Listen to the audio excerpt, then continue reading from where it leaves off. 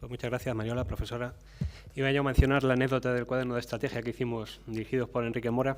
La profesora Urrea hizo el capítulo 2, todavía recuerdo yo, capítulo 6, relativo a las relaciones de la Unión Europea con el este de Europa. Bueno, evidentemente, aunque el trabajo era magnífico, no nos hicieron mucho caso en ninguno de los capítulos y sobre todo en el de las relaciones con Rusia. Y en cierto modo, casi 5 años después, pues estamos con la frustración de que esas relaciones no han mejorado. El tema del que les voy a hablar es la crisis de Ucrania y sus consecuencias para la seguridad de Europa. Y bueno, va a ser una presentación bastante intensa. Es un tema muy complejo, tengo que ser esquemático necesariamente, pero cualquiera de las ideas que les voy a exponer de ese modo esquemático, pues estaré encantado en desarrollarlo un poco más en caso de que haya preguntas al final de la conferencia. Y espero no hablar más de 40 minutos, porque ya vamos con cierto retraso. Sobre ese mapa que nos ayuda a ubicar geográficamente Ucrania, en el este de Europa, les presento el índice de mi intervención, destacándoles que sobre todo voy a incidir en esa parte, en la revolución y guerra civil, revolución hasta el 22 de febrero del presente año y guerra civil a partir de entonces. Bueno, advertirles que a pesar de mi condición de oficial de la Armada y de profesor de la Escuela Superior, pues aquí lo que les voy a contar es producto únicamente de mis actividades académicas y de todo lo que he estudiado estos últimos años y de mi experiencia personal en el propio país, en Ucrania, y que evidentemente pues solo me representa a mí mismo. Y por otra parte, pues advertirles también que a mí se me ha colgado ya la etiqueta de prorruso en ámbitos académicos. Bueno, es algo que llevo con resignación, lo cual no está mal por dos motivos, porque no tengo ningún condicionante inicial para que me haya llevado a esta situación más que el propio conocimiento y el propio estudio, y porque en medio de la histeria antirrusa que ha habido en los últimos meses, pues ver una visión desde otro punto de vista no les va a venir mal. Con respecto a la historia, no se preocupen, no les voy a contar la historia de Rusia ni de Ucrania durante media hora. Me voy a limitar en 5 minutos y 5 transparencias pues a resumirles 1000 años de historia. Pero básicamente porque es totalmente imposible comprender la crisis y el conflicto de Ucrania sin saber un poco de su historia, y sobre todo de su historia común con Bielorrusia y con Rusia, que son prácticamente inseparables. Bien, simplemente decirles que en el año 9, alguno les sonará, nació el Rus de Kiev, que fue el primer estado ruso. En el año 884 se fecha el origen histórico de la nación rusa. Fue un territorio que llegó a ser el estado más grande de toda Europa durante el siglo X y que, como ven en la pantalla, bueno, pues ocupaba lo que es la actual Bielorrusia, la actual Ucrania. Les iré marcando en los mapas con el ratón para que se ubiquen. La actual Ucrania menos la zona sur y este, que es la zona de estepa por la que campaban a sus anchas los pueblos asiáticos, con lo cual nunca estuvo habitado, y el oeste de la actual Rusia. Un evento muy importante fue en el año 988 el bautismo del Rus, cuando el príncipe Vladimir pues, se decantó por el cristianismo en su rama ortodoxa. Pudo haber sido judío, musulmán, él valora todas las posibilidades y finalmente pues, decidió hacerse ortodoxo. Esto fue muy importante luego cuando cayó Kiev, como ahora veremos, y luego cayó Constantinopla y Moscú, la nueva capital, se convirtió en la tercera Roma. Esa vertiente casi mística de Rusia. Y por último, significarles que ese Rus, a pesar de que lo mostrábamos inicialmente como un ente único, pues evidentemente estaba dividido en muchos principados. Algunos de los principales, por ejemplo, el de Galich o Galicia, la Galicia polaco y ucraniana, que a ver si soy capaz de marcárselo, que estaba en contacto con húngaros y polacos. Polotsk, que es lo que ha evolucionado hacia la moderna Bielorrusia, la propia Kiev, evidentemente, que estaba situada muy al sur, y luego Novgorod y Vladimir Suzdal, donde una pequeña ciudad llamada Moscú, pues con el tiempo llegaría a crecer hasta convertirse en la actual capital. Bien, lo que ocurrió fue que en el año 1240 los mongoles pues, invadieron y destruyeron por completo Kiev. Y el centro espiritual y político de Rusia se trasladó primero a Vladimir y posteriormente a esa pequeña ciudad que era Moscú. En ese momento, bueno, pues cambió la historia de Rusia y de hecho yo creo, y mucha gente lo considera, que de no haberse producido la destrucción de Kiev, pues Kiev hoy en día seguiría siendo la capital de Rusia y no de Ucrania. De hecho, en la época zarista, una frase que me gusta mucho, que siempre se decía que Petersburgo era la cabeza de Rusia, ya cuando era la capital a partir de Pedro el Grande, Moscú su corazón, pero Kiev el alma. Kiev el alma donde el Rus nació, donde se bautizó, donde está el Vaticano Ortodoxo, el Vaticano Ortodoxo, el Pechelska Lavra, que se llama. Y esto nos da una idea de lo que significa Kiev y Ucrania para los rusos. Bien, simplemente comentarles que bueno, esa amenaza que hemos visto de los mongoles y posteriormente de los tártaros pues desapareció en 2 siglos. En la batalla de Kulikovo, Dmitry Donskoy derrotó a los mongoles y posteriormente Iván IV el Terrible, pues derrotó a los tártaros de Kazán y Astracán, con lo cual se acabó para siempre la amenaza para Rusia procedente del este. A partir de ese momento, pues lo que sufrió Rusia fueron unas amenazas muy grandes del oeste, occidentales, y en particular una amenaza enorme que había surgido en los territorios del antiguo Rus, que les he mostrado, que era la Unión Polaco-Lituana.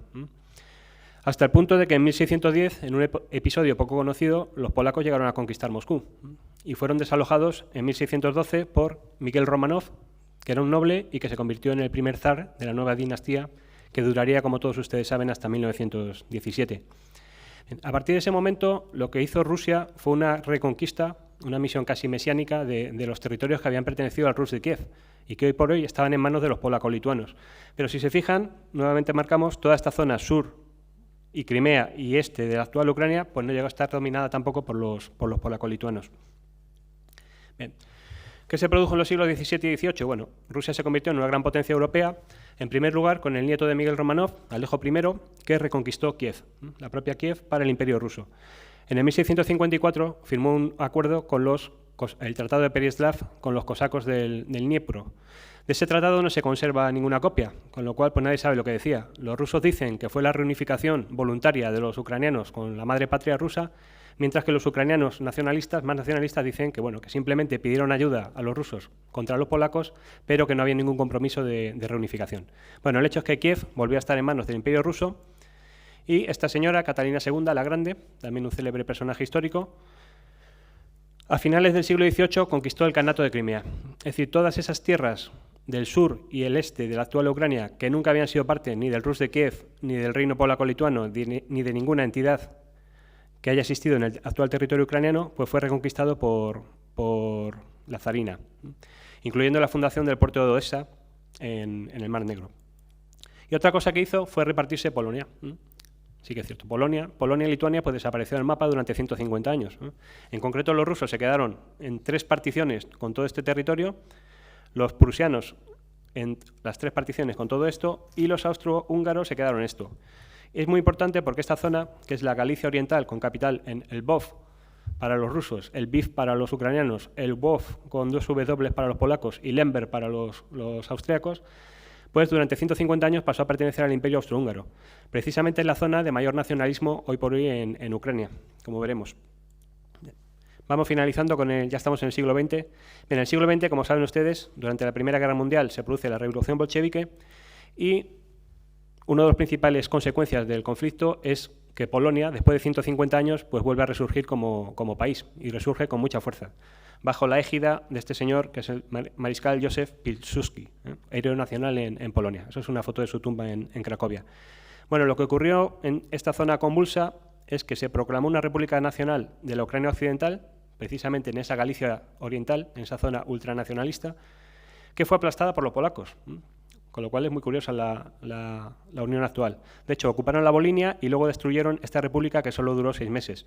Cuando los nazis invadieron toda esta zona, los ultranacionalistas ucranianos de Stepan Bandera colaboraron con los nazis no solo para masacrar a los judíos, sino que llegaron a asesinar hasta 150.000 polacos en esta región de Volinia. Con lo cual ya digo que la historia hace curiosos compañeros de cama.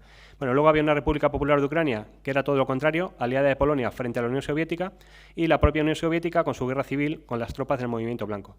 Bueno, el resultado de todo esto es que se creó una gran Polonia que incluía incluso la capital de Lituania, y lo que pretendía este mariscal, Pilsudski, era aislar totalmente a Rusia, empujarla hacia Asia y crear toda una barrera de estados que separasen a los 2 grandes peligros para Polonia, que eran Alemania y Rusia. Esta idea pues sigue bastante viva a las orillas del Vístula, como se ha visto en esta crisis. Y por último, significarles que toda esta zona oriental de Polonia, que en el periodo entre las 2 guerras mundiales estuvo en sus manos, bueno, fue entregada a la Unión Soviética a cambio de todo esto que se les quitó a Alemania. Lo importante es que esta raya, que originalmente dejaba el Lvov en Polonia, pues se movió para dejarlo en manos de la Unión Soviética. Una ciudad que estaba plagada de polacos. De hecho, 500.000 de polacos fue expulsado de esa zona. Nuevamente estamos centrados en la zona más nacionalista hoy por hoy de Ucrania. Bien. En el 1991, cuando desaparece la Unión Soviética, bueno, pues las fronteras administrativas de lo que fue la URSS que los soviéticos cambiaron hasta en 94 ocasiones, porque eran adictos a los cambios de fronteras, pues se convierten en fronteras internacionales y en muchos casos fronteras muy problemáticas. En el caso de Ucrania, bueno, lo que tienen en pantalla es la percepción de Rusia, pero yo creo que es, desde un punto de vista histórico, muy cierta. Este era el territorio, lo que está en naranja, que tenían el Hetmanato, los cosacos del Dnipro, los nacionalistas ucranianos. Esto, que es la pequeña Rusia, lo que los rusos llaman la pequeña Rusia, es lo que reconquistaron los zares. Esto que está en azul fue lo que le asignó Lenin a la República Socialista Soviética de Ucrania, que es la Nueva Rusia, la célebre Nueva Rusia, y que es ese territorio que hemos visto que jamás había estado bajo control de Kiev. Todo lo que está en verde, que había pertenecido a Polonia, se le asignó por parte de Stalin, aparte de un trozo de Moldavia. Y por último, en el episodio tal vez más histriónico de todo esto, en 1954, para conmemorar el 300 aniversario del Tratado de Pereyaslav de reunificación entre Ucrania y Rusia, pues Nikita Khrushchev, que era el secretario general del Partido Comunista, decidió transferir la administración de Crimea de Rusia a Ucrania. Parece ser que en un episodio de embriaguez y para adular para una amante ucraniana que tenía. Bueno, él también había vivido en Ucrania, aunque nació en Rusia. Bien. Y otro problema que surge en 1991, un problema muy grave y que el resto de Europa por lo general lo ha ignorado, es el de las minorías étnicas rusas que quedaron en países independientes. Es decir, 20 millones de personas que una noche se acostaron como ciudadanos soviéticos y al día siguiente se despertaron como ciudadanos o no ciudadanos de Estonia, Letonia, Ucrania o Kazajstán. Este es un problema que ha tenido siempre Rusia en la relación con todos estos países y que ha estado muy presente también en la actual crisis. Perdonen la rapidez, pero es que si no, no llegamos a la actual. Bien, ya estamos en la Ucrania independiente. Bueno, el señor que tiene en pantalla es Leonid Kuchma, fue el segundo presidente de Ucrania durante 10 años y fue un político que, bueno, con muchísimos problemas de corrupción. Es un país donde la corrupción es endémica, es muchísimo mayor que en Rusia. Pero que supo mantener un balance, una política balanceada, si me permiten la expresión, entre Rusia y Occidente, digamos. Por ejemplo, incorporó a Ucrania al Tratado de No Proliferación, renunciando a sus armas nucleares, repartió la flota del Mar Negro con Rusia. Inicialmente Ucrania quería quedarse la mitad de la flota, pero no tenía forma de mantenerlo y, bueno, al final se quedó con un 18%. Firmó un tratado de paz y amistad en el año 97, una de cuyas cláusulas era el alquiler de la base naval de Sebastopol, ciudad heroica para Rusia, hasta el año 2017, es decir, durante 20 años a cambio del pago de un canon anual. Y mantuvo una postura conciliadora con Crimea. ¿Por qué digo esto? Bueno, porque en mayo del 92 el Parlamento ruso dijo que de la cesión que había hecho Khrushchev en el año 54, que nada, que eso era territorio ruso y que tenía que ser restituido inmediatamente a la federación, a la nueva federación. Y la propia Crimea, que era una república autónoma, pues declaró su independencia 2 veces, en el año 92 y en el año 94. Bueno, con esta postura conciliadora de Kuchma, con respecto a su antecesor Krashuk, pues se consiguió apaciguar y Crimea permaneció como una, no república, pero región autónoma dentro de Ucrania. Y por otra parte, bueno, pues también se volcó hacia Occidente. Él no ratificó la Carta de la Comunidad de Estados Independientes, no incorporó a Ucrania al Tratado de Seguridad Colectiva, la OTAN del Este, liderada por Rusia, firmó un primer acuerdo de cooperación y asociación con la Unión Europea, no tan ambicioso como el actual, formó el WAM quiere decir Georgia, Ucrania, Azerbaiyán y Moldavia, es decir, los países dentro de la antigua Unión Soviética más contrarios a las políticas de Rusia, firmó una carta para cooperar con la OTAN y, por último, incluso llegó a mandar 1.650 soldados a la posguerra en Irak. Fue uno de los principales contribuyentes después de Estados Unidos y el Reino Unido. ¿Principal problema de Ucrania y que lo siguen arrastrando? Bueno, pues el desastre de la economía. Si este es el nivel de PIB que tenía Ucrania dentro de la Unión Soviética, vemos que en 4 años prácticamente cayó a menos de la mitad, cuando se produjo la independencia. Cuando llega Kuchma, pues esto empieza, en cierto modo, a enderezarse a partir de aquí. Y al finalizar su presidencia ya estábamos en una trayectoria de subida, pero seguía siendo un 50% la riqueza nacional de la que fue dentro de la Unión Soviética. Y aparte había perdido 10 millones de habitantes, de 50 millones pasó a 10. Bueno, básicamente el mayor problema que tiene Ucrania es la corrupción y el poder de los oligarcas. Luego lo volveremos a citar. Bien.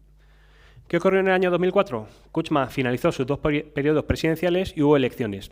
Primera vuelta, muchos candidatos. Segunda vuelta quedan 2 candidatos, Viktor Yanukovych a la derecha y Viktor Yushchenko, una vez ya envenenado con dioxinas, a la izquierda. Y en la segunda vuelta, pues aparentemente ganó las elecciones Yanukovych, que era considerado el candidato prorruso. Lo que tienen en pantalla es la perfecta separación entre las zonas donde ganó Yanukovych, el este y el sur de Ucrania, y donde ganó Yushchenko, el centro y el oeste. Bueno, comenzó una protesta en la calle, la famosa Revolución Naranja, abiertamente financiada por George Soros, el magnate estadounidense y filántropo. Es una cosa reconocida por él, no es un dato de esto, no es ninguna conspiración, él lo ha dicho abiertamente. Y este señor Yushchenko, aliado con la célebre Julia Timoshenko, pues consigue tomar el poder. Al respecto, bueno, lo que se nos vendió un poco en Occidente es que se trataba de nuevos líderes liberales que querían instaurar una democracia al modelo occidental, por contraste con el malvado Yanukovych, que era prorruso y que quería volver a la época de la Unión Soviética. Bueno, realmente Yushchenko había sido primer ministro de Ucrania ya durante 2 años, del 99 al 2001, y antes presidente del Banco Central. Y esta señora pues había sido viceprimera ministra con Yushchenko y antes era una magnate del gas.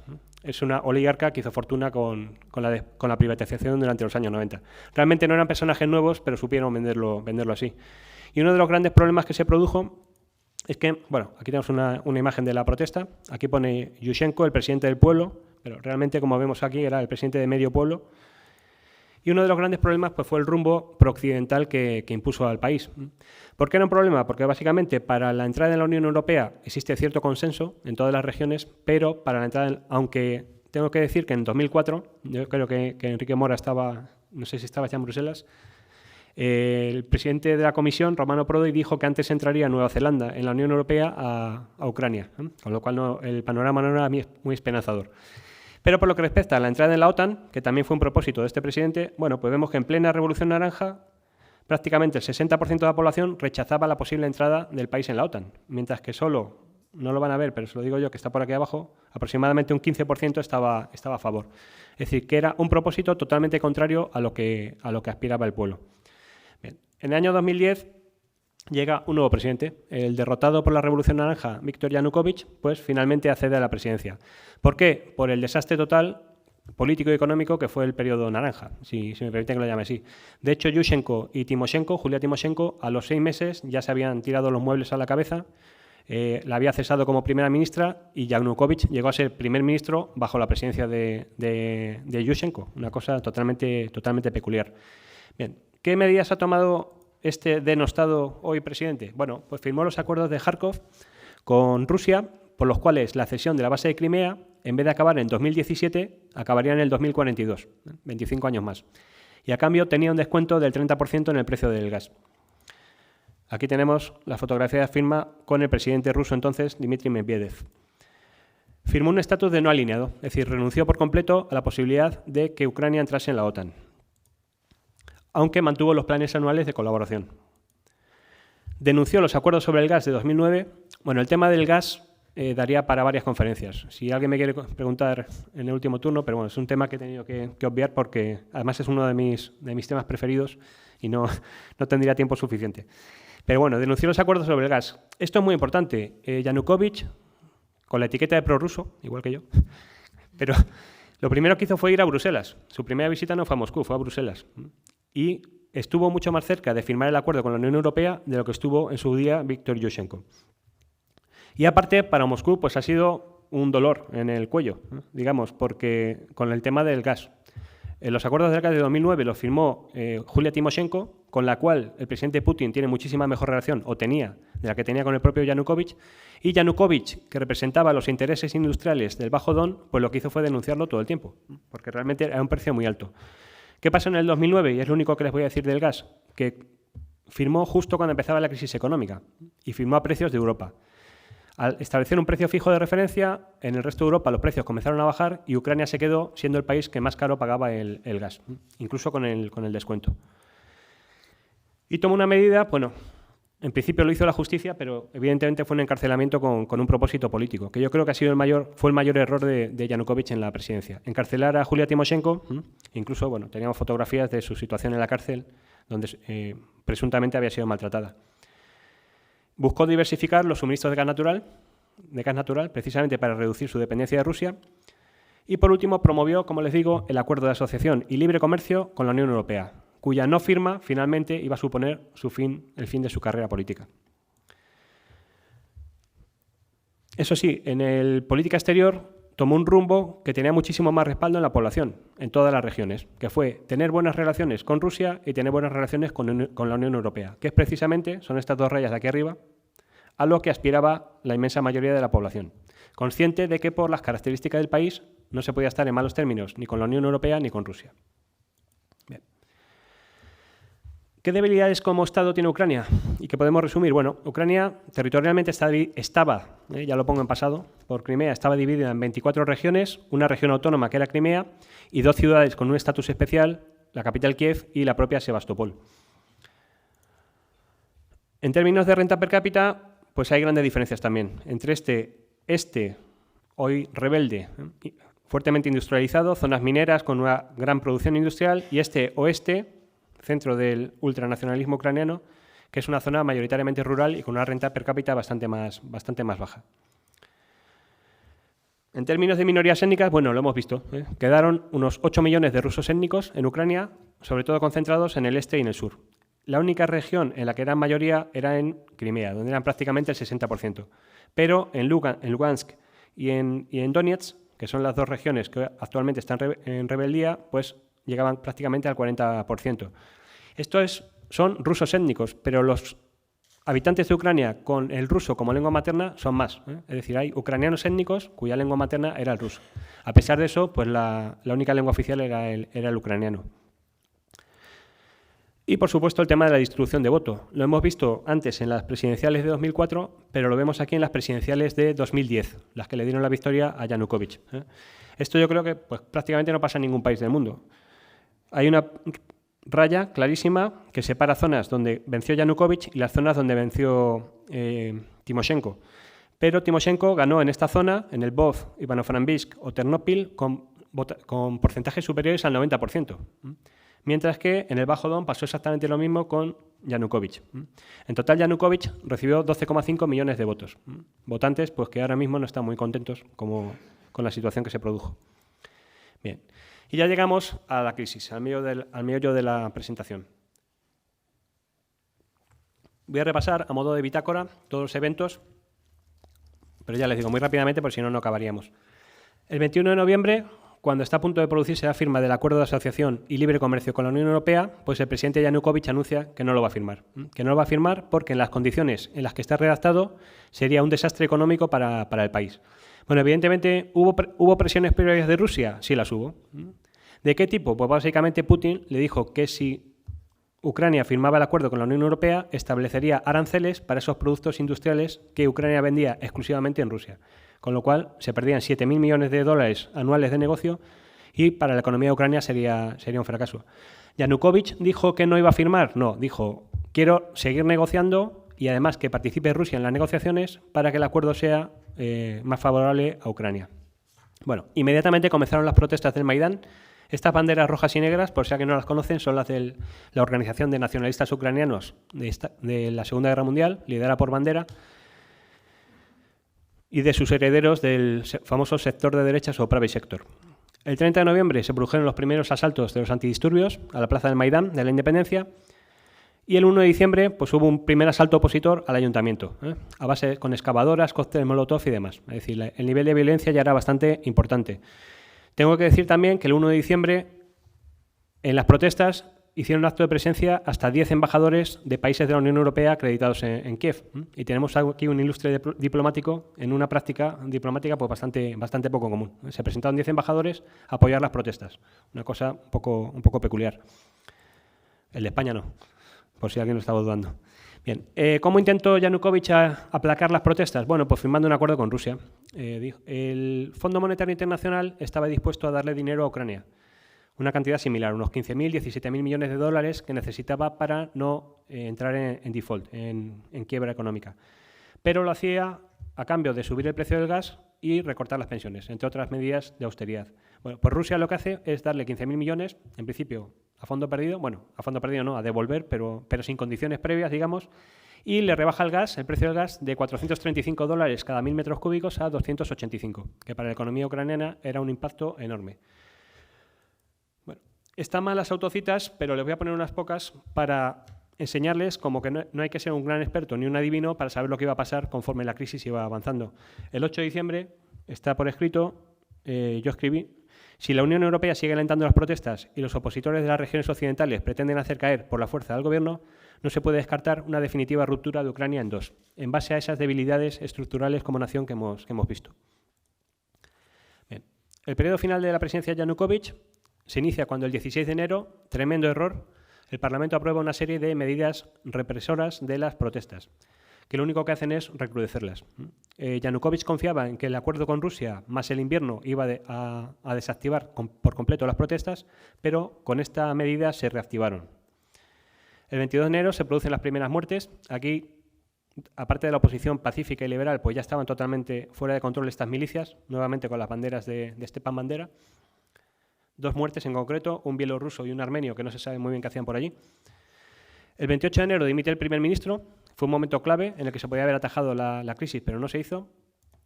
El 18 de febrero ya se producen pues, hasta 26 muertos, un porcentaje muy importante de los cuales son policías, lo cual nos da una idea de la violencia que está empleando también la oposición. Lo que tiene en la fotografía pues, es un opositor, un manifestante, disparando con un arma de fuego. Y por último, la trágica jornada del 20 de febrero, una guerra campal, batalla campal en el centro de Kiev. He puesto la cifra 88 muertos, pero todavía hoy en día no se sabe cuánta gente murió, ni cuántos de ellos eran policías. La Unión Europea, ministro de Exteriores Steinmeier de Alemania, el francés y el polaco, se presentan en Kiev para forzar un acuerdo entre el presidente y la oposición. Acuerdo que se alcanza el día 21. Aquí vemos un minuto de silencio entre el presidente y los líderes de los 3 partidos de la oposición. Este acuerdo duró exactamente un día, como veremos ahora.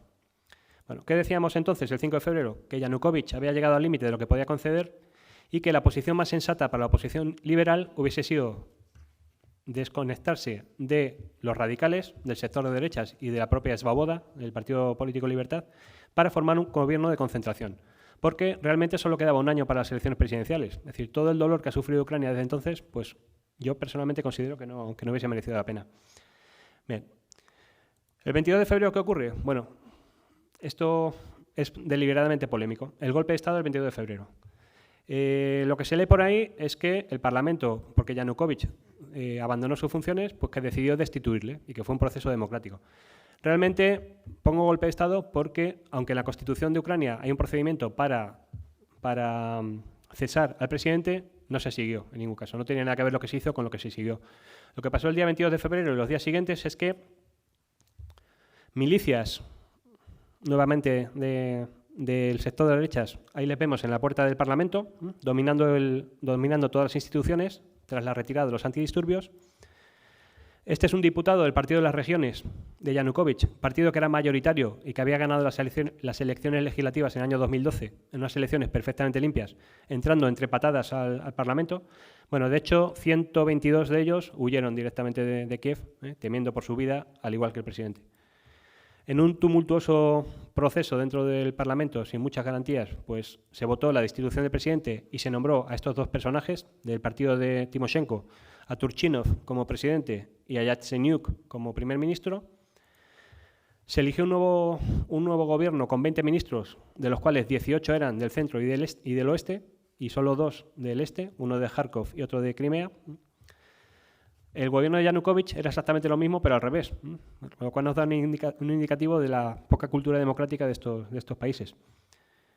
Y por último, bueno, también se aprobó una cosa muy importante, que fue la derogación de la ley que convertía el idioma ruso en idioma cooficial en las regiones donde era hablado por más de un 10% de la población, algo que fue una provocación pues totalmente sectaria y que no venía a cuento. De hecho, no llegó a entrar en vigor la derogación, cuando se dieron cuenta del error.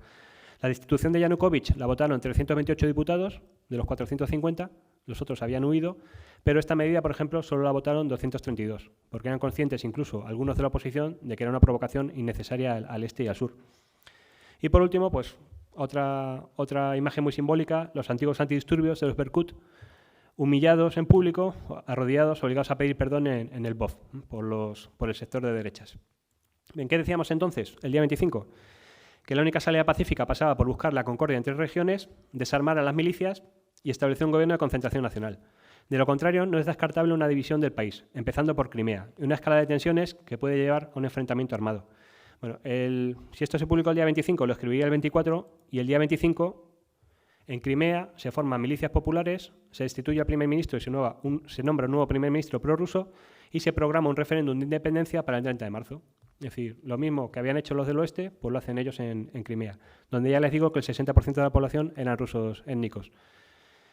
Finalmente el referéndum no fue el 30, fue el día 11 de marzo. El día 1 el Senado ruso le dio permiso a Putin para, en su caso, utilizar tropas rusas en suelo ucraniano, es decir, invadir Ucrania. Y lo que pasó es que aparecieron los célebres hombrecillos verdes, que eran tropas rusas sin insignias, que lo que hicieron fue bloquear militarmente la península para que no pudiesen acceder las milicias ultranacionalistas hasta la celebración del referéndum. Bien, el referéndum se celebró el día 11, la mayor parte de la población votó a favor y el día 18 Rusia incorporó Crimea y Sebastopol como nuevos sujetos de la Federación Rusa. ¿Era algo de esperar? Bueno, pues yo creo que sí, ya se lo he dicho antes. En el caso de Crimea, no solo el 60% de la población era rusa, sino que en 2008 el Raskolnikov Center de Kiev, con el que yo he colaborado bastante tiempo, hizo una encuesta y la inmensa mayoría de la población quería independizarse y unirse a Rusia. Pero no solo los rusos étnicos, que son los que están en esta columna, sino que incluso una mayoría de ucranianos étnicos residentes en la península quería lo mismo, es decir, independizarse de Ucrania y unirse a Rusia. Evidentemente, entre otras cosas, porque la renta per cápita pues, es 3 veces más grande. ¿Qué decíamos en ese momento de confusión?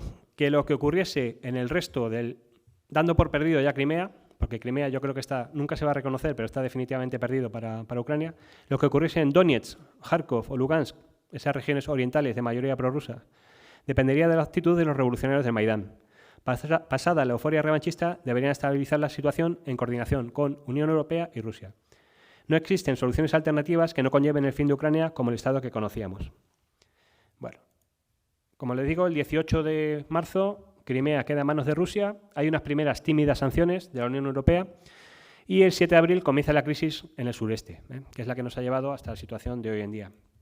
El 7 de abril, milicias con banderas rusas y prorrusas, desde entonces etiquetadas como prorrusas, copiando las técnicas y tácticas de los milicianos del Maidán, pues invadieron todos los edificios oficiales del este del país, de esas 3 provincias. En Kharkov, el día 8, fueron desalojados por milicias precisamente del sector de derechas, con lo cual en Kharkov la situación ha permanecido estable, mientras que en Donetsk y Lugansk la situación se quedaba estancada. El 15 de abril, un día después de la visita del director de la CIA a Kiev, el presidente Turchinov lanza la operación antiterrorista, anuncia el lanzamiento de una operación antiterrorista. Entre el día 7 y el 15 hubo una cierta incertidumbre, el primer ministro llegó a hablar de un estatus de autonomía para el este, porque Ucrania es un país muy centralizado, pero el hecho es que después de esa visita del director de la CIA, que no sé si tuvo algo que ver, el presidente anuncia una operación antiterrorista y dice que el suelo va a arder bajo los pies de los separatistas, con gran solemnidad.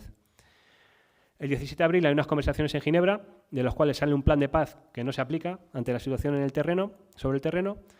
El 22 de abril se reanudan las operaciones, que son un completo desastre, porque el ejército ucraniano, totalmente desmoralizado, no puede avanzar, la población bloquea el paso de las tropas, la mitad de las unidades directamente se unen a los rebeldes, sobre todo los que son naturales de allí, y la policía pues desaparece por completo y se une a las milicias. Y el 12 de mayo se produce la masacre de Odessa. Bueno, no sé si lo siguieron en su momento. Evidentemente, a las 48 personas que fueron 48 prorrusos, aunque siempre son etiquetas, se refugiaron perseguidos por nacionalistas ucranianos en la casa de los sindicatos y fueron primero drogados con cloroformo y luego quemados vivos. Esto no suscitó la atención de los medios en Occidente que suscitó los muertos en Kiev en febrero, evidentemente. Pero lo que hizo fue acelerar la declaración de independencia de Donetsk y Lugansk, con un referéndum que se celebró el 11 de mayo. Bueno, ahí pone referéndum del 11 de mayo, vota sí por la República, por Nueva Rusia, la agrupación de esas dos regiones, de Lugansk y Donetsk, por el Bajo Don. Adelantándose 2 semanas a las elecciones presidenciales en la propia Ucrania. Bien. El día 25 de mayo de este año, pues Petro Poroshenko, célebre magnate, era el 5.º hombre más rico de Ucrania, el rey del chocolate, pues es elegido presidente. Gana con rotundidad en todas las regiones, excepto en esta zona norte de Kharkov, donde ganó Dobkin. A ver si soy capaz de... Y evidentemente en Crimea no hubo elecciones y en toda esta zona ocupada ya por los rebeldes, pues tampoco se celebraron prácticamente. Es decir, es un presidente con un amplio respaldo de todas las regiones, Pero si nos vamos a las cifras de participación, pues vemos que la situación, la realidad era una muy distinta, que también en su momento se ocultó. Mientras que la participación en el oeste fue superior al 80%, en el este, y no solo en las zonas controladas por los separatistas, prácticamente fue del 40, 50, como mucho del 50%, lo que indica una desafección clara de esas regiones del proceso político. Bien. Lanzó un plan de reconciliación nacional de poco éxito y el 27 de mayo reconquistó el aeropuerto de Donetsk y el 13 de junio Mariupol. Mariupol lo reconquistaron los mineros de Akhmetov, que es el hombre más rico de Ucrania, el dueño del Shakhtar Donetsk. Y por último, del 20 al 21 de junio decretó un alto el fuego, pero que realmente era un ultimátum para los rebeldes que era totalmente inaceptable, porque básicamente le decían que se rindiesen, que no iba a haber ningún tipo de negociación y que o se rendían pues, o los mataría a todos. A su vez, firmó finalmente el acuerdo con la Unión Europea que no había firmado Yanukovych. Bueno, ¿qué ocurrió? El 30 de junio decreta el fin de alto el fuego y comienza una fase militar más grave de los enfrentamientos.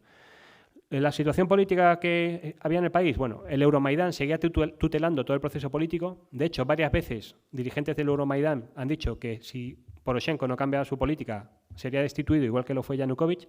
Se formó la Guardia Nacional con muchas de las milicias ultranacionalistas. Estos señores a lo mejor no lo ven, pero bueno, lo que tienen en el brazo es una cruz gamada y esto es un símbolo de las SS. Son manifestantes del sector de derechas y de Svoboda en Kiev, en Lvov. El poder de los oligarcas. Una de las medidas que tomó el nuevo gobierno fue nombrar a oligarcas gobernadores de las provincias del este. Este señor es Igor Kolomoisky, que es el gobernador de Dnipropetrovsk. Es decir, que un país donde el mayor problema es el poder que tienen los oligarcas y la corrupción, pues tenemos al quinto hombre más rico de Ucrania como presidente, al más rico con sus mineros desalojando a Mariupol y a Kolomoisky y Taruta como gobernadores del este.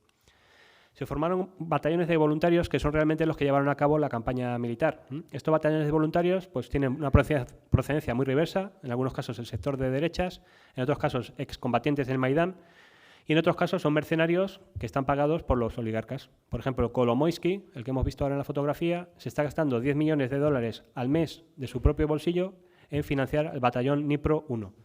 Bueno, en este caso el que tenemos en pantalla es el batallón Azov. Este es su símbolo, que aunque está invertido, es exactamente igual que el de la división Das Reich de las SS alemanas. Y este último domingo se han producido las elecciones legislativas. ¿Por qué eran importantes estas elecciones? Bueno, porque realmente, aunque había un presidente legítimo que era Poroshenko, políticamente ha sido tutelado por una Duma, por una Rada, un parlamento ucraniano, donde era mayoría el partido de Julia Timoshenko. Es pronto para hacer un análisis de las elecciones, poco a poco se van sabiendo los resultados, pero Poroshenko no ha obtenido un gran resultado. Bien. ¿Cómo transcurrió la campaña militar? Muy rápidamente. Bueno, el 5 de julio, esas dos localidades célebres que eran bastiones de los rebeldes, pues son capturadas por los ucranianos. Y si me permite la expresión, los ucranianos se vienen arriba, realmente. El presidente Poroshenko pasa a creer que puede haber una solución militar a la revuelta. El 17 de julio se produce el tristemente célebre derribo del avión de Malaysian Airlines con 298 víctimas, en su mayoría holandesas. El 3 de agosto comienza el sitio de Lugansk, una ciudad de 600.000 habitantes. Bueno, del Bajo Don, 1 millón de personas han sido desplazadas por los combates, de los cuales aproximadamente 800.000 están refugiados en Rusia. Lugansk quedó completamente cercada y comenzó a ser bombardeada al oeste. El 22 de agosto se produjo el célebre episodio del convoy humanitario ruso.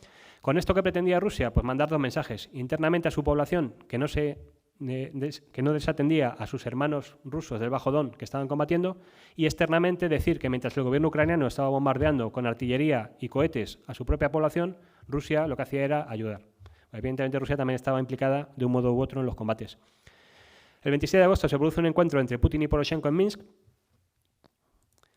Y el 27 y 28, por sorpresa, se produce un gran contraataque de los rebeldes, ante los cuales las fuerzas ucranianas y el propio presidente entran en completo pánico hasta que el 5 de septiembre se firma el alto el fuego que está ahora mismo en vigor. Bien. Con respecto al derribo, si quieren entramos en el debate. No está nada clara la investigación, todavía se va a tardar mucho tiempo en saber, pero yo creo que probablemente nunca sepamos quién fue el responsable del derribo. Evidentemente, en el primer momento se le echó la responsabilidad a los rebeldes prorrusos y la opinión pública mayoritaria pues, fue en esa dirección. Si lo vemos en términos de qui prodest, es decir, ¿a quién benefició? También ha habido muchas discusiones. El gobierno, yo lo entiendo que esto fue un accidente, eso de entrada, que nadie deliberadamente se le ocurriría tirar el avión. En términos de quién benefició políticamente, dado que todo el mundo le echó la culpa a los prorrusos, evidentemente el gran beneficiado fue el gobierno de Ucrania y su ofensiva militar. ¿Por qué? Por dos cosas. Primero, porque la Unión Europea, el 30 de julio, si no recuerdo mal, sino que me corrija nuestro diplomático, el 30 de julio adoptó sanciones ya muy fuertes contra la economía rusa. Y en segundo lugar, porque esa ofensiva que hemos visto contra las ciudades, con uso masivo de artillería y muerte de hasta 3.000 civiles, como ahora veremos, pues ya no fue cuestionada por nadie. Es decir, el gobierno ucraniano tenía carta blanca para destruir grandes zonas de Donetsk y Lugansk. Bien, simplemente, otra cita, a principios de septiembre, Poroshenko aspira a ser el presidente que ganó la guerra, que es lo que le exigen los sectores más nacionalistas, en lugar de ser el presidente que trajo la paz al país, que es para lo que fue elegido. Por eso le votaron en todas las regiones. Bien, ya vamos finalizando.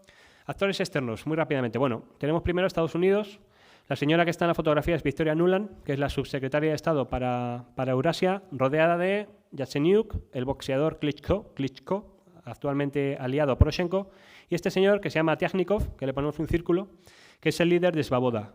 Svoboda es un partido que el Parlamento Europeo en 2012 advirtió contra sus posturas racistas, xenófobas, antisemitas, etcétera, etcétera, con una fuerte crítica.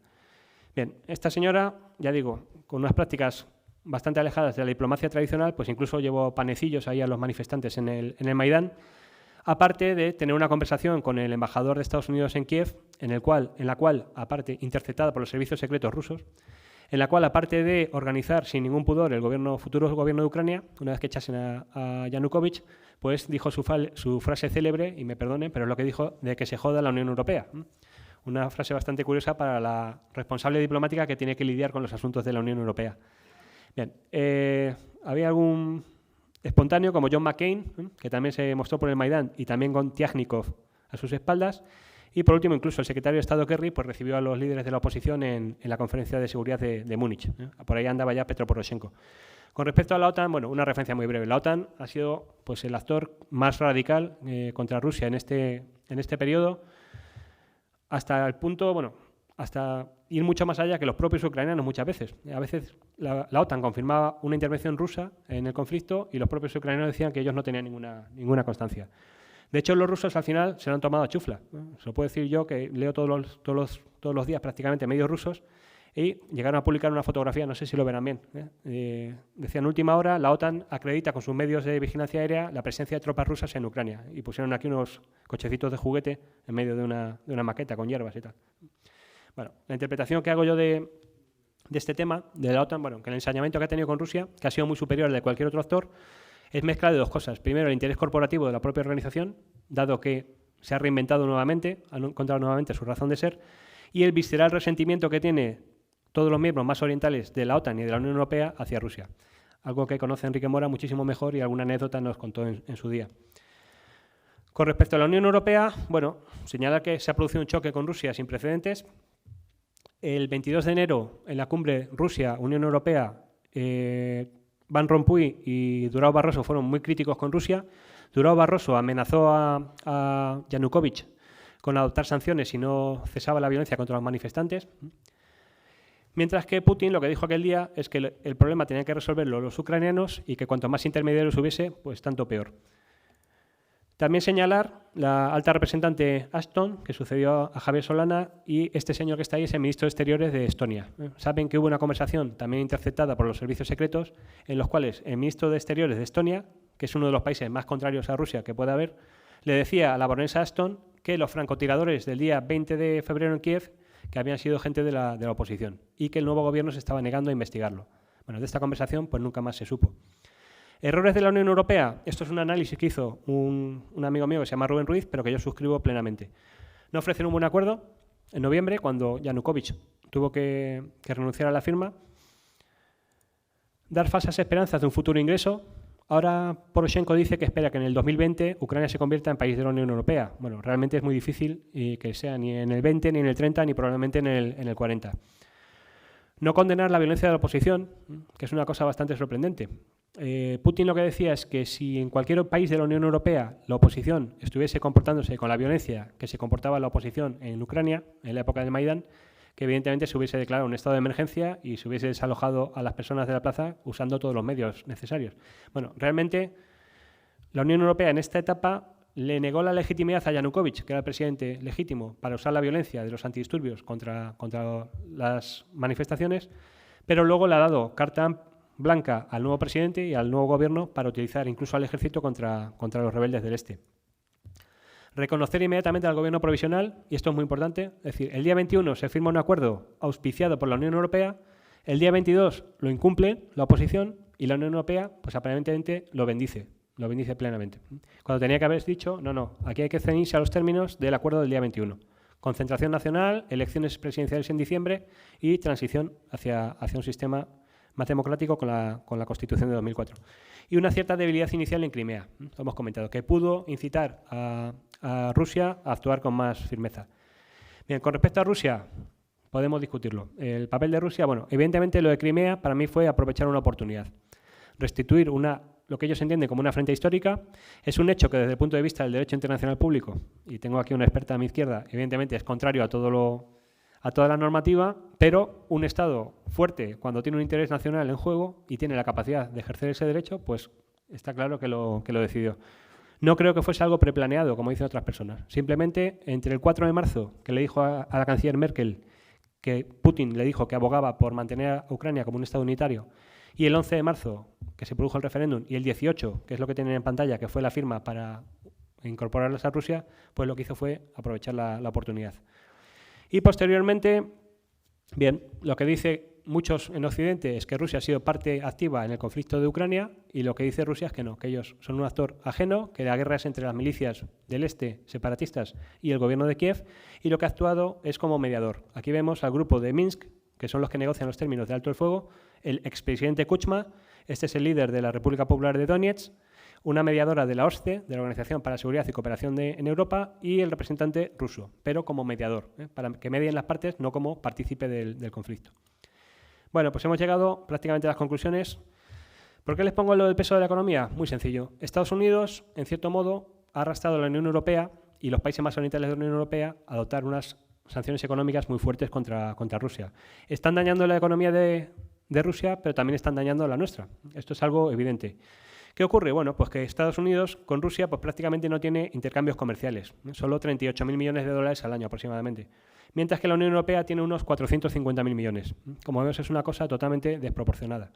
Para Estados Unidos es muy fácil adoptar sanciones y presionar a Rusia, pero, me van a permitir la expresión coloquial, le da una patada a Rusia, pero en el culo de Europa, en cierto modo. Y aquí tenemos también un importante actor, China, cuyo volumen de negocio con Rusia ya ha alcanzado los 100.000 millones de dólares y se pretende que para 2020 haya llegado a 200.000 millones de dólares. Es decir, se está produciendo un progresivo desplazamiento del interés de Rusia económico y político hacia Asia. Es decir, que se está desentendiendo de una Europa con la que cada vez está más enfrentada. Bueno, pues hemos llegado a las conclusiones. Bien, situación. 3.517 muertos. Esta cifra sube todos los días. Esta es la zona que ha quedado bajo control de los rebeldes hoy en día. El acuerdo se mantiene con dificultades. Se está delimitando un estado independiente de facto, similar a Transnistria en Moldavia o a Abjasia y Osetia del Sur en Georgia. Ha habido un impasse hasta las elecciones. Ahora ya veremos qué pase una vez que se forme un nuevo gobierno. La economía se ha hundido por completo. Ucrania es un país arruinado. No estaba ya muy bien antes, pero este año la economía va a caer como mínimo un 10% del PIB. Se ha retrasado la entrada en vigor de la parte comercial del acuerdo a este enero del 2016, cosa curiosa porque es lo que dijo Yanukovych desde el principio, pero nadie le hizo caso. Él decía, vamos a retrasar la entrada en vigor de la parte comercial y vamos a negociar Rusia, Unión Europea y Ucrania. Todo el mundo le dijo que no, pero eso es finalmente lo que se ha hecho. Estados Unidos ya no está demasiado interesado en la crisis, o al menos esa es mi percepción, y mi percepción también es que la Unión Europea pues está deseosa, sobre todo los países de la vieja Europa, parafraseando a Donald Rumsfeld, en levantar las sanciones cuanto antes, porque realmente está dañando nuestra propia economía, esa posible tercera recesión que asoma por el horizonte. Y bueno, esto lo pongo entre interrogantes. Si se produce un rearme de Ucrania por ciertos países occidentales, pues puede llegar el caso en que Poroshenko nuevamente se vea capaz de lanzar una nueva ofensiva porque piense que puede conquistar militarmente las zonas rebeldes. Esto es la situación más peligrosa, porque yo creo que, estoy prácticamente convencido de que si se produjese un asedio similar al de agosto, Rusia finalmente intervendría. Bien, conclusiones sobre esa foto destruida de la Plaza Maidán. No sé si alguno ha estado en Ucrania, pero bueno, era una plaza muy bonita. Bien, era una crisis evitable. Y esa es mi principal conclusión. Y es lo que a mí me da mucha pena como persona que quiere realmente al país. Tienen ahí esa frase: ni hemos pedido ni pediremos a Ucrania que elija entre el este y el oeste. Es una falsa elección que ignora la geografía y la historia. Bueno, esto no lo dijo ningún ucraniano ni ningún ruso, sino Philip Gordon, que era el antecesor precisamente de Victoria Nuland como su secretario de Estado para Eurasia, y que es una de las personas en Estados Unidos que mejor conoce esta región. Otra frase: si Ucrania debe sobrevivir y prosperar, ha de funcionar como puente entre el este y el oeste, no convertirse en la avanzadilla de uno contra otro. Occidente debe entender que para Rusia, Ucrania no puede ser un país extranjero más. Esto lo dijo Henry Kissinger, el paradigma del realismo político curtido en 1000 batallas diplomáticas. Y por último, una frase un poco más desafiante: a veces tengo la impresión de que en Estados Unidos hay gente haciendo experimentos como si estuvieran en un laboratorio con ratas, sin pensar en qué consecuencias puede tener todo esto. Convirtieron la vida política de Ucrania en una farsa. Bueno, esto, Vladimir Putin. Conclusiones. Bueno, que hay intereses contrapuestos entre Estados Unidos y la Unión Europea, muy claros, que la Unión Europea se ha visto arrastrada por Polonia y los Bálticos, aunque realmente la que decide es la canciller Merkel, y para mí ha sido la gran sorpresa de toda esta crisis, la virulencia de la posición de Merkel frente a Putin y a Rusia, que Rusia indefectiblemente se va a reorientar hacia Asia, es decir, cada vez va a estar más desligada de Europa, lo cual yo creo que es perjudicial tanto para Rusia como para la Unión, y que las consecuencias pues, van a ser muy graves para Europa. Y por último, también como idea desafiante, pues planteo el tema, entre paréntesis, entre interrogantes, de si se podría plantear una solución a la checoslovaca, que en medios diplomáticos rusos es algo que se ha comentado. Es un país que históricamente sus fronteras no se corresponden con su historia, está totalmente dividido en dos.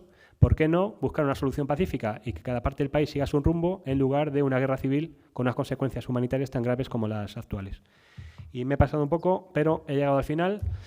Les agradezco mucho su atención y si tenemos preguntas y tiempo, pues estaré encantado de contestarlas. Muchas gracias.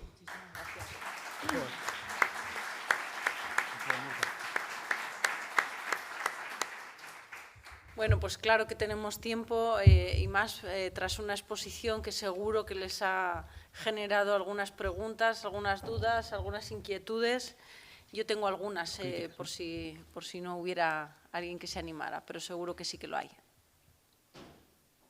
Adelante, la vicerrectora de Estudiantes. Como dice la profesora Urrea, después de estas dos conferencias uno termina con muchísimas dudas y muchas inquietudes y la necesidad de pensar y redefinir su propia visión de las cosas.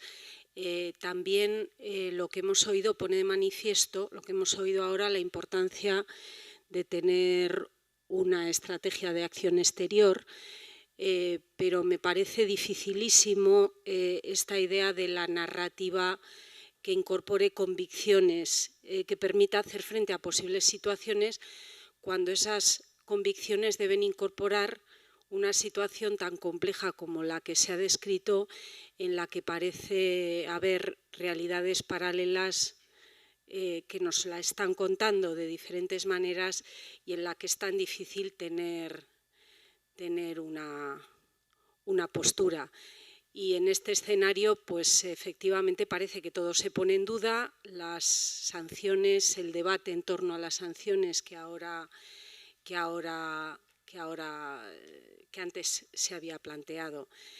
Por lo tanto, el futuro de la posición de la Unión Europea en este conflicto debe revisarse. Cabe posibilidades de que los países alineemos una nueva respuesta de acción exterior que incorpore todos estos nuevos elementos, o la visión de la Unión Europea se va a mantener en los términos que nos han contado, bueno, que se ha trasladado a la opinión pública hasta ahora y que son bastante diferentes de lo que aquí se ha explicado.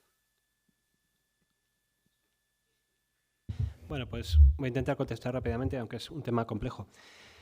El gran problema en la relación entre la Unión Europea y Rusia, y esto lo hemos hablado muchas veces cuando hicimos aquel célebre cuaderno, es que con la ampliación de 2004 entraron los países del este de Europa con todas sus ventajas y todos sus inconvenientes, y entre ellos pues un resquemor histórico que tendrá sus razones, no lo dudo, hacia Rusia, pero ellos esa visión de seguridad intentan incorporar al conjunto de la Unión, algo que por ejemplo España y Portugal en su día no hicieron, con lo cual comienzan a dificultar por sistema, y eso alguna anécdota nos contó Enrique Mora precisamente mientras hacíamos el cuaderno, pues toda relación con Rusia, todo lo que fuese, por ejemplo, la reedición o una nueva edición de la Estrategia Europea de Seguridad de 2003, complicó muchísimo las relaciones con Rusia, con lo cual lograr una política común de toda la Unión Europea hacia Rusia es tremendamente difícil, sobre todo entre esa vieja y la nueva Europa. En este caso, bueno, los bálticos son lo que son y van como van, y eso nunca hay duda. El caso de Polonia a mí me sorprendió relativamente poco, pero sí que me sorprendió porque cuando se habían ido los gemelos Kaczynski, la política había cambiado bastante, ¿no? Con el primer ministro Tusk, que ahora es el nuevo presidente del Consejo Europeo, y el presidente Koromowski, pues hubo una buena relación, una buena sintonía con Rusia en el periodo 2010-2011. Y sobre todo, pues Alemania. Al final, la Unión Europea pues es una política de consensos, hay que lograr acuerdos a 28 ahora y es tremendamente difícil. Evidentemente, en una primera etapa, aunque los polacos y los bálticos abogasen por unas sanciones duras, como lo hacían los propios Estados Unidos, pues eso se fue frenando, porque hay muchos intereses comerciales. Alemania era el primer socio comercial de Rusia, ahora ya no, ahora es China, socio como Estado-nación, no digo el conjunto de la Unión. Francia pues, le estaba construyendo dos barcos de mando y control enormes de la clase Mistral, que estaban a punto de ser entregados a Rusia. Italia siempre tiene muchos vínculos comerciales, y la propia España, que lo puedo decir porque está por escrito, no fue por hacerle la pelota al ministro ni al Ministerio de Exteriores, pero mantuvo una postura muy conciliadora al principio, diciendo, muy bien, no podemos tolerar las infracciones que haga Rusia del derecho internacional, pero, ojo, que Rusia es un socio estratégico y lo que no podemos es romper los vínculos y lanzarnos al cuello a por ellos. Entonces, ¿de qué va a depender la posición futura de la Unión Europea hacia Rusia? Bueno, de que se mantenga el alto el fuego, de que se logre un acuerdo entre ucranianos para un estatus definitivo político que aleje el espectro de un combate y, sobre todo, nuevamente de la posición de Alemania. A mí me consta, porque me lo han dicho, que en Alemania las grandes corporaciones están presionando o intentando presionar a la canciller Merkel para que avance en la senda de levantar las sanciones, porque claro, para ellos Rusia es un mercado fundamental. Y que incluso en la opinión pública y muchos medios de comunicación están criticando muchísimo a Merkel, incluso parodiándola en algunos programas por esa postura tan firme frente a Rusia. Es decir, que un poco el futuro rumbo de la Unión Europea hacia Rusia va a depender de la postura de Alemania. Dicho esto, yo soy tremendamente pesimista. A 28 creo que siempre va a ser imposible lograr posiciones comunes hacia Rusia, va a ser tremendamente difícil. Que se ha ido más allá del punto de no retorno, es decir, la crisis de este año, por comparación con la de 2008, ha sido infinitamente superior y ha creado un resentimiento enorme en las élites rusas, que se plasma en ese deseo de ir hacia Oriente. Y bueno, realmente que esa posibilidad de una armonización entre la Unión Euroasiática de Rusia y la Unión Europea se ha alejado bastante del horizonte. Soy bastante pesimista. Ahora mismo arrancamos hace poco en la Fundación Alternativas, que es otro centro de pensamiento español. Bueno, vamos a pergeñar, a preparar un documento haciendo propuestas para las relaciones Unión Europea-Rusia. Pero lo mismo que le estoy diciendo a usted, lo dije en la reunión que tuvimos, en la tormenta de ideas, que probablemente hemos ido más allá del punto de no retorno y que no se va a volver a tener una relación como la que hubo en los buenos tiempos con Rusia. No sé si he contestado. Es decir, que soy pesimista. Tenemos una pregunta al fondo. Si se presenta, por favor, porque Sí, mi nombre es Rubén.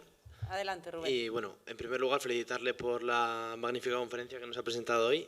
He de decirle que esperaba otra cosa completamente diferente, así que me alegro de esta conferencia. Y bueno, mi pregunta va en torno a la Unión Europea. ¿No crees hasta cierto punto que es contraproducente la actuación de la Unión Europea manchándose de fango las manos, apoyando un golpe de Estado en Ucrania, precisamente por unos sectores como el Pravý Sektor y Svoboda, de claro corte ultraderechista, cuando precisamente en Europa se está dando un auge de partidos de extrema derecha, incluso ya sin catalogarlos como tal, de euroescépticos? Es decir, ¿no crees que puede ser una amenaza para Europa mancharse las manos apoyando algo que le puede pasar en su patio interior cualquier día? Bueno, gracias por el comentario y por la pregunta. Este es un tema también complejo. Realmente lo que se dice muchas veces, y si tiene razón, y en las elecciones se ha puesto en manifiesto, tanto Pravý Sektor como, aunque su líder ha sacado acta de diputado en su distrito, en Dnipropetrovsk, Dmitry Yarosh, pero Pravý Sector en las presidenciales y ahora en las parlamentarias ha sacado menos de un 2% de los votos. Y Svoboda pues, no ha salido tampoco muy bien parado porque han surgido nuevos partidos. Lo que quiero decir es que realmente la presencia de estos grupos, el peso de estos grupos en la política de Ucrania no es tan grande como nos han querido mostrar desde Rusia. Eso es cierto. Pero sí que es cierto que en las revueltas de Maidán tuvieron un peso muy superior, porque mientras los manifestantes pacíficos se quedaban en la plaza, pues las milicias paramilitares, porque es lo que son, armados con todo tipo de armas y, bueno, todos los hemos visto equipados para el combate, pues subían por las calles Institutskaya hacia el Parlamento y hacia la sede de la presidencia. Realmente ellos se sienten los vencedores de ese proceso. Es decir, las protestas pacíficas no sirven para nada y nosotros fuimos los que realmente los derrotamos. He pasado antes una fotografía que es una manifestación muy reciente de seguidores de Svoboda cercando también el Parlamento, pidiendo la inmediata la declaración como héroes a todos los de la Organización de Nacionalistas Ucranianos, de Bandera, etc. Acaban de aprobar, por iniciativa también de Maidán, una ley muy curiosa que se llama de Illustration, que no sé muy bien cómo traducirlo, por la cual, aparte de firmar el acuerdo con la Unión Europea, pero un poco de soslayo, de tapadillo, firmaron una ley por la cual a todo el que tuvo vinculación con la administración de Yanukovych, es decir, a los representantes de medio país, se les va a prohibir la presencia en la administración. Un poco a lo que hizo Paul Bremer en Irak después de la caída de Saddam Hussein. Es una cosa tremenda. Y la Illustration empezó pues tirando al cubo de la basura a un diputado del Partido de las Regiones que pasaba por allí, ¿no?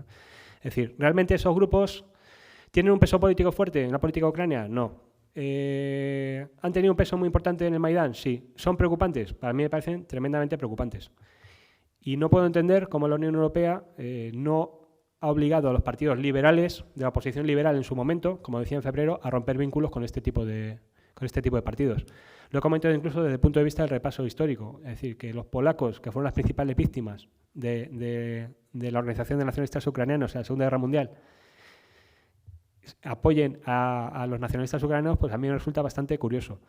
Y los judíos, Yatsenyuk, el primer ministro, que seguramente siga siendo primer ministro, es judío. Kolomoisky, le he puesto la foto adrede con la kepa, con la kepa, es judío. Que estén en un doble juego con estos ultranacionalistas, que lo primero que dijeron los de Pravý Sector, no sé si fue el domingo 23 o el lunes 24, Dmitry Yarosh dijo, lo primero que tenemos que hacer es echar de toda la administración a los rusos y a los hebreos, aunque luego también se arrepintió. Pues es una cosa que a mí me llama bastante la atención. Bueno, a lo mejor es que estamos en dimensiones paralelas, como dijo Merkel de Putin, que ya no se entendía con él, que estaban en dimensiones paralelas. Qué bien, Rubén, que hayas venido para ver que hay que escuchar antes de concluir algunas cosas, ¿verdad? ¿Alguna pregunta más?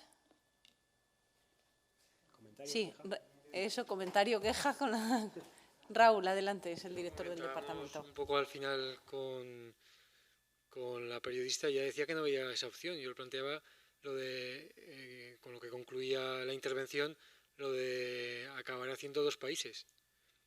¿Podría profundizar un poquillo más en eso? Porque ¿sería una estructura federal o dos países que no tendrían nada que ver como opción? Y luego, ¿qué podría ocurrir también con las minorías en cada uno de los...? Ahí es que he llegado tarde, igual he comentado algo de eso, o sea que disculpe. Pero ¿hay suficiente carga de violencia para que si hubiera esa división hubiera un riesgo de problemas de violencias étnicas con los rusos que quedaran? Porque con las diapositivas que ponía, pues salvo algunas regiones donde hay una población rusa asentada o a otras en las que no hay ningún ruso, en la mayoría hay una mezcla, ¿no? Pues son porcentajes. Bueno, Ucrania después de su independencia se constituyó como un Estado unitario y con esos problemas que tuvo con Crimea que quedaron solventados, nombrándolo como una región autónoma.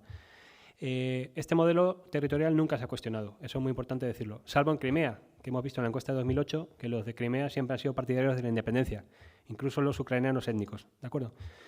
Se dice mucho, y es totalmente cierto, que en el este de Ucrania no es que sean prorrusos, es decir, hay rusos étnicos que son minoría, pero la inmensa mayoría son ucranianos étnicos que hablan ruso como lengua materna, pero que quieren seguir perteneciendo, siendo parte de Ucrania. Eso es lo que siempre ha sido, es lo que siempre ha sido hasta la guerra. Ahora la situación ha cambiado. Lógicamente, ¿cuál es la masa? Bueno, lo que nos dice el gobierno nuevo de Kiev es que son terroristas, que tienen secuestrada a la población, que realmente nadie les apoya. Lo que dice el otro extremo, pues es todo lo contrario, que hemos hecho un referéndum, el 90% ha votado a favor. el 90% había votado a Yanukovych como presidente y le han sacado a palos de la Rada. Me refiero, ¿qué situación política se plantea? Bueno, lo que decían los del Partido de las Regiones en su momento es que, oiga, nosotros de 2005, con la Revolución Naranja, hasta 2010, nos aguantamos con un presidente que favorecía los intereses del centro y del oeste del país. Nosotros hemos esperado democráticamente y en 2010 que hemos ganado, hemos elegido un presidente y 4 años después lo han sacado a palos de unos extremistas de la Rada. Lógicamente, esto habrá exacerbado los sentimientos nacionalistas que puedan tener tanto los rusos étnicos como ucranianos étnicos de estas zonas del país. Es algo inevitable. Solución. Como le decía, lo de Crimea está totalmente perdido. Eso es impensable que vuelva algún día a manos de Ucrania. Y en el este del país, en ese periodo, precisamente se lo comenté, el día 7 se produjeron las ocupaciones de los edificios oficiales. El día 11, Yasenuik, el primer ministro, habló de una autonomía para el Bajo Don, que probablemente hubiese sido la solución. ¿Grado de autonomía? Bueno, pues es una cosa evidentemente a discutir entre los ucranianos. Desde una autonomía limitada, por ejemplo, para elegir los gobernadores, que curiosamente los gobernadores de las regiones se eligen directamente desde el gobierno de Kiev, no se eligen por sufragio universal, desde simplemente elegir a los gobernadores hasta poder establecer su propia política económica para favorecer los vínculos con Rusia o incluso poder elegir pertenecer a la Unión Euroasiática en vez de pertenecer a la Unión Europea. Todo ello respetando los límites territoriales de Ucrania. Como dice mi amigo Rubén Ruiz, que antes le he mencionado, es un profesor de la UNED, él siempre decía que Ucrania, a partir de la crisis, a partir de principios de abril, o se convertía en un Estado federal o dejaría de existir como Estado. Esa era un poco la idea de él. ¿Hay suficiente masa crítica en el Bajo Don para la independencia? Bueno, habría que verlo en condiciones plenamente democráticas, aunque ahora mismo, después de los combates, pues los ánimos están muy exacerbados, lógicamente. ¿Qué pasa con los 8 millones de rusos? Pues hay rusos étnicos viviendo en muchos países, en algunos estupendamente, como en Lituania, donde son ciudadanos de pleno derecho, o en Kazajstán, y en otros pues son no ciudadanos, como pasa en Estonia y en Letonia. ¿Qué pasa en Ucrania? Hasta ahora han vivido bien. Después de las revueltas y el golpe de Estado, si me permite, en Kiev, pues lógicamente se habrán exacerbado su deseo de separarse y unirse a Rusia. No sabemos el porcentaje porque no, por ejemplo, en las elecciones estas no se han podido celebrar en el Bajo Don. Era el día 12 de noviembre, va a haber unas elecciones locales no reconocidas por Kiev. Veremos lo que pasa. Bueno, el panorama es bastante complejo. Se podría formar una federación o una simple autonomía o incluso llegar a la división en 2 estados. Que esperemos que fuese pacífica. De momento no lo ha sido. A Timoshenko, que es un muñeco roto, ha perdido totalmente. Yatsenuik y Turchinov se han ido de su partido, han formado su propio partido, y el de Patria, que era el de Timoshenko, saca un 5% de los votos. Timoshenko ya está totalmente amortizada. Pero a ella, en el periodo previo a la guerra, en el Bajo Don, pues también le grabaron una conversación telefónica donde decía que qué pena no tener todavía armas nucleares para matar a los 8 millones de rusos étnicos. Eso está grabado. No es que me lo inventé yo. Y ella dijo, bueno, eso es una manipulación y tal, pero bueno, ahí estaban sus palabras. Es decir, que la tensión ha crecido muchísimo y no sé si estamos ya más allá del punto de no retorno, que impida que Ucrania siga siendo un Estado unitario como lo conocíamos. No sé si le he contestado. Pero... Un poco llegar a ver los procesos que ocurrieron en los 90 en los Balcanes, ¿hay perspectivas de que eso vaya a estallar de esa forma? Bueno, esto nos llevaría al tema de Kosovo nuevamente. Es decir, en el caso de la Unión Soviética, cuando se dividen las 15 repúblicas, pues se decide que los límites administrativos internos soviéticos se convierten en las nuevas fronteras internacionales. Aunque en la Carta de la CEI también se dice que todos los pueblos tienen un derecho inalienable a la autodeterminación. Con lo cual, pues empiezan todos los conflictos en Nagorno-Karabaj, Abjasia, Osetia del Sur, el Transnistria, etcétera, etcétera, etcétera. Y en Crimea no empezó por poco. El carácter sagrado de las fronteras, bueno, en los Balcanes las fronteras internas también se convirtieron en fronteras internacionales y la guerra de Bosnia fue por eso, básicamente, porque si se hubiesen repartido por zonas mayoritarias, pues la República Srpska, que nunca he sabido pronunciarlo, sería hoy parte de Serbia, ¿no? ¿Qué es lo que rompe ese equilibrio, ese principio sacrosanto de mantenimiento de las fronteras de los acuerdos de Helsinki del 75 y de la propia Unión Europea en el año 93, que lo pone como condición? Todo el que quiera avanzar hacia la Unión Europea tiene que anular cualquier conflicto territorial con sus vecinos, la independencia de Kosovo. Es lo que abre la caja de Pandora de todos los conflictos congelados. No sé si me... Bueno, pues salvo que tengan alguna pregunta que no les apetezca volver a casa sin obtener una respuesta, vamos a ir dando por concluido estas séptimas jornadas de seguridad y defensa, porque el reloj nos va diciendo que llevamos ya un buen rato aquí de reflexión y de discusión que espero haya resultado en todo caso agradable. Déjenme que les diga como coordinadora de este evento dos cosas y con eso concluimos. Uno de los objetivos que formulábamos ayer cuando dábamos por inauguradas estas sesiones tenía que ver con el propósito de la universidad y el propósito de este tipo de encuentros de contribuir en la medida de lo posible, modestamente, pero con seguridad y con fortaleza en lo que estamos haciendo en la cultura de seguridad y defensa de la sociedad, entendiendo que la seguridad es una responsabilidad de todos y desde esta perspectiva yo creo que ya todos los que asistimos a estos encuentros periódicamente somos conscientes que la seguridad y la defensa no es una encomienda de las Fuerzas Armadas, también, pero que es algo que nos compete a todos, al cuerpo diplomático, por supuesto, a los ciudadanos en la medida que nos corresponda y a nuestra capacidad y en el marco de nuestra responsabilidad y, en definitiva, tantos y tantos actores que operamos en una sociedad compleja como la que se ha descrito esta tarde y también a lo largo del día de ayer.